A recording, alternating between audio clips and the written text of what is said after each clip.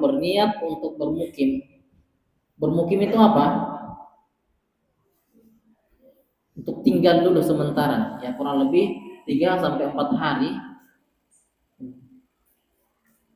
Maka tidak boleh meninggalkan puasa. Maka tidak boleh meninggalkan puasa sejak ia sampai di tempat tujuannya. Misalnya bagaimana? Misalnya Jilan nih. Jilan mau safar ke Jakarta. Nah, di Jakarta itu Jilan mau melaksanakan kerja di sana selama 5 hari misalnya. Misalnya ya, selama 5 hari. Nah, ketika Jilan berniat untuk bermukim di sana selama 5 hari, maka ketika Jilan sudah sampai di Jakarta itu wajib untuk berpuasa. Tidak boleh meninggalkan puasanya. Karena sudah berniat untuk bermukim.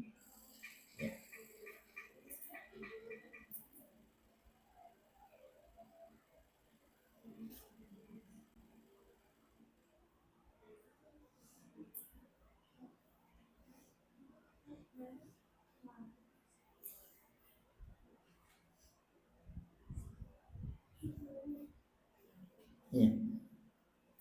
Ustaz tadi sudah sebutkan ya. Ustaz tadi sebutkan tentang misalnya kalau orang yang musafir menggunakan pesawat, yang kemudian naik motor, istilahnya adalah safar-safar yang ringan, maka lebih utama untuk berpuasa. Ustaz sebutkan di sini, ya, para ulama itu khilaf. Para ulama khilaf mengenai musafir yang perjalanannya ringan dan tidak berat jika dilakukan dengan berpuasa. Semisal menggunakan apa? Pesawat atau kendaraan yang sangat nyaman. Kalau sekarang kan mobil sudah banyak yang ber-AC ya. Enggak, kita enggak haus biasanya. Enggak menyebabkan kehausan. Apakah lebih utama berpuasa ataukah tidak berpuasa? Yang lebih kuat, pendapat yang lebih kuat, dan ini adalah pendapat jumhur ulama, lebih utama tetap berpuasa. Pendapat yang lebih kuat adalah tetap berpuasa, lebih utama tetap berpuasa.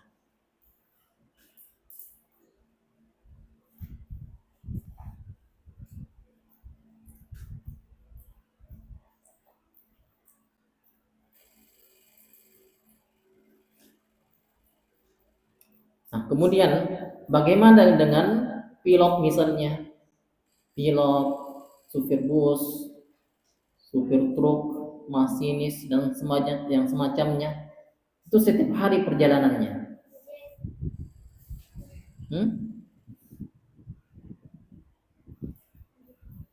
Bagaimana? Boleh tidak berpuasa atau wajib berpuasa? Iya. Boleh untuk tidak berpuasa selama bersafar. Dan ini adalah pendapat yang dikuatkan oleh Ibnu Taimiyah dan Ibnu Utsaimin. Step yang ketiga, orang-orang yang diperbolehkan tidak berpuasa yang ketiga adalah orang yang sudah tua renta. Orang yang sudah tua renta.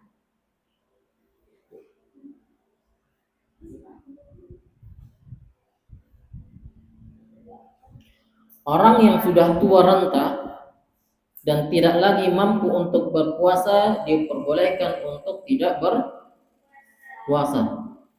Ini merupakan ijma.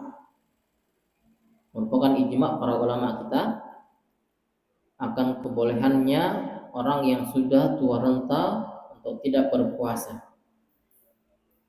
Itu poin yang pertama. Poin yang kedua, wajib bagi mereka untuk membayar fidyah. Wajib bagi mereka untuk membayar fidyah kepada satu orang miskin untuk setiap hari yang ditinggalkan.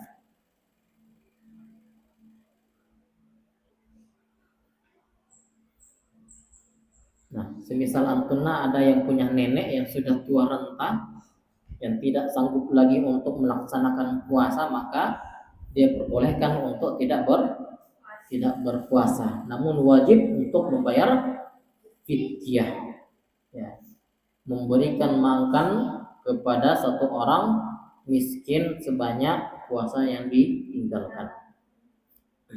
Yang keempat, wanita hamil dan menyusui.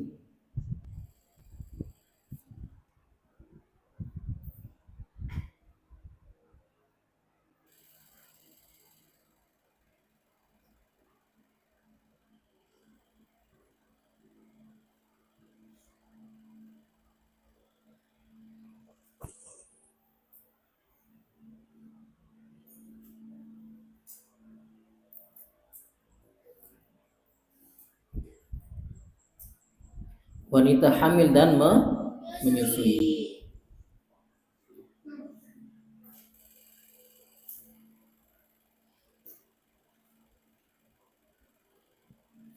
Wanita hamil, poinnya, wanita hamil atau sedang menyusui boleh meninggalkan puasa Ramadan.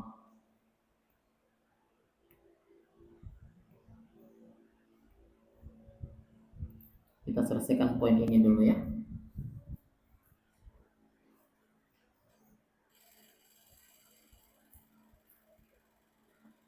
Wanita hamil atau sedang menyusui boleh meninggalkan puasa Ramadan baik karena ia khawatir terhadap kesehatan dirinya maupun khawatir terhadap kesehatan si bayi,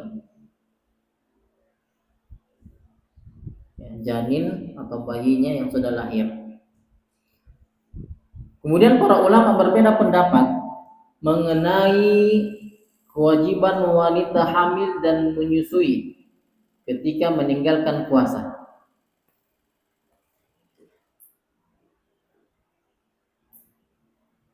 Yang pertama, sebagian ulama berpendapat bagi mereka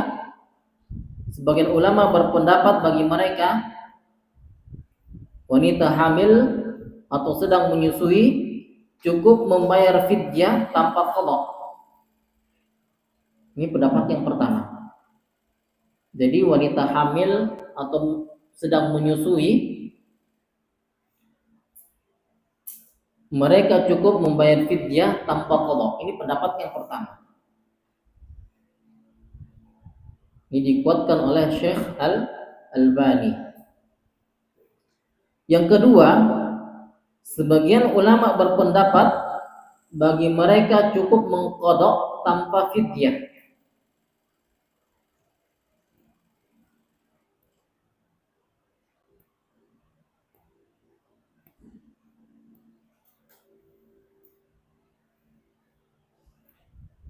Pendapat yang kedua, sebagian ulama berpendapat bagi mereka cukup mengqadha tanpa fidyah. Yang pertama tadi apa? Cukup membayar fidyah tanpa qadha. Yang kedua cukup mengqadha tanpa fidyah.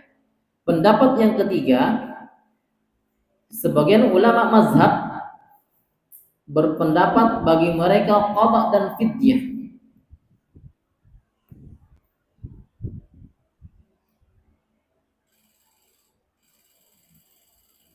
Sebagian ulama mazhab berpendapat bagi mereka qadha dan fidyah jika meninggalkan puasa karena khawatir akan kesehatan si bayi.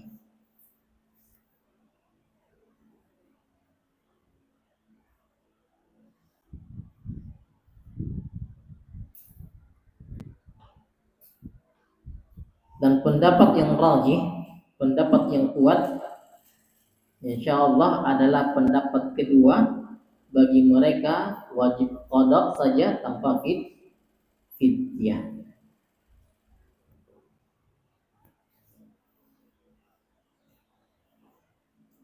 Yang lebih rajih adalah pendapat kedua, insyaallah bagi mereka wajib qadha saja tanpa fidyah. Namun kita harus bisa berlapang dada di sini.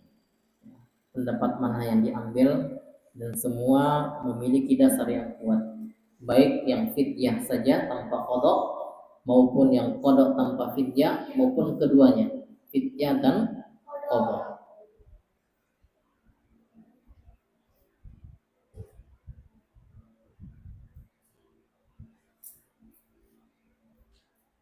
Baik. Yang kelima, orang yang boleh tidak berpuasa, meninggalkan puasa adalah orang yang memiliki sebab-sebab yang membolehkan tidak berpuasa. Orang yang memiliki sebab-sebab yang membolehkan tidak berpuasa. Ini terbagi lagi, ada 4 poin. Insya Allah kita cukupkan sampai di 4 poin ini. Yang pertama, orang yang pekerjaannya terasa berat. Orang yang pekerjaannya terasa berat. Orang yang pekerjaannya berat, orang yang pekerjaannya berat tetap wajib meniatkan dirinya untuk berpuasa. Wajib meniatkan dirinya berpuasa dan wajib berpuasa pada hari itu. Tapi ketika sudah di tengah pekerjaan, kemudian dia merasa berat untuk melaksanakan puasa, maka ia boleh membatalkan puasanya.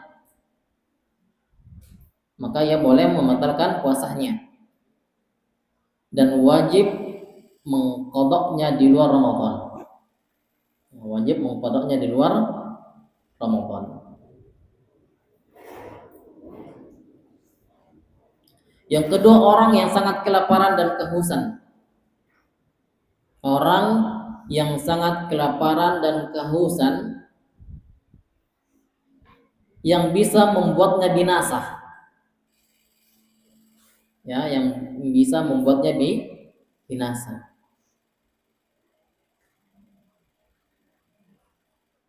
Maka orang yang demikian wajib berbuka dan mengqadanya di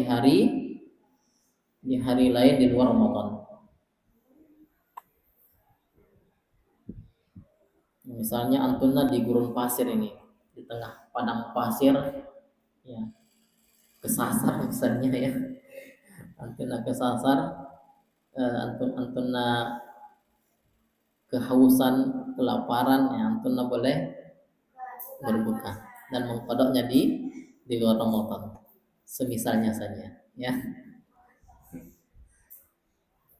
atau di kondisi-kondisi yang lain, ya, atau di kondisi-kondisi yang lain yang menyebabkan kita sangat kehausan dan itu bisa membuat diri kita binasa, maka diperbolehkan untuk membatalkan puasanya. Yang ketiga, orang yang dipaksa untuk berbuka.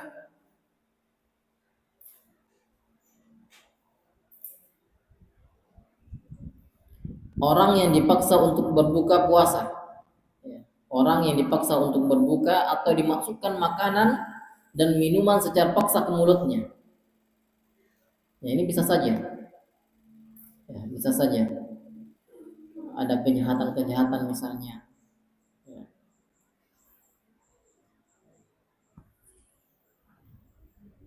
Maka orang yang demikian boleh berbuka dan qadanya di hari lain dan dia tidak berdosa. Dan poin yang terakhir adalah mujahid fisabilillah. Mujahid fisabilillah yang sedang berperang di medan perang, dibolehkan bagi mereka untuk meninggalkan puasa.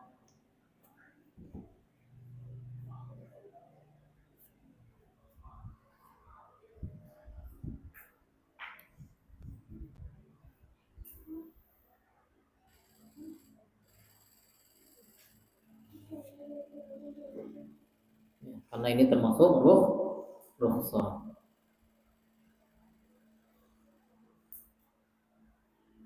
Ya, mungkin demikian yang bisa kita sampaikan pada pembahasan atau materi ringkasan fikih puasa Ramadan yang kedua ini.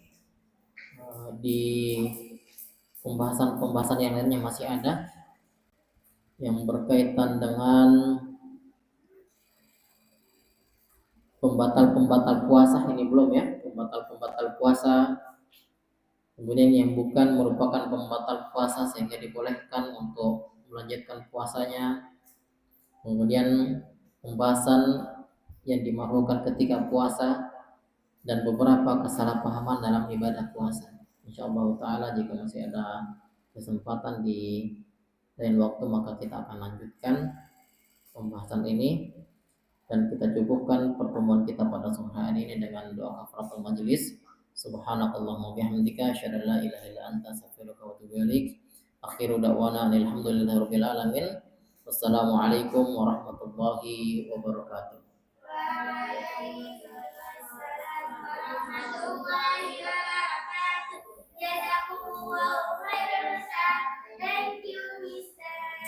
Wa antunna fajazakumullahu khairan. Insyaallah untuk besok ya pada subuh. Ya, kalau pada subuh pada